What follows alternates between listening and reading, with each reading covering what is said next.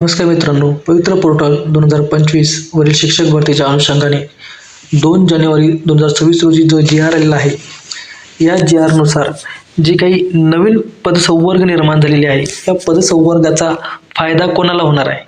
तर या पदसंवर्गाचा फायदा हे स्पेशल एज्युकेशन बीएड म्हणजे ज्यांनी दिव्यांगासाठीचं जे बीएड केलेलं आहे त्यांना होणार आहे व तसेच बीपीएड ज्यांनी बीपीएड केलेलं आहे म्हणजेच क्रीडा शिक्षक यांना हा फायदा होणार आहे.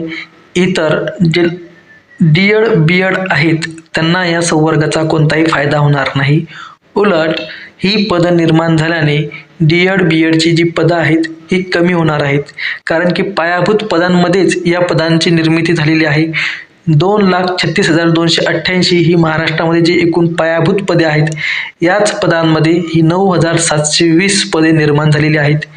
त्यामुळे याचा फायदा हा स्पेशल एज्युकेशन बीएड आणि बीपीएड वाल्यांना होणार आहे, इतर कोणालाही होणार नाही.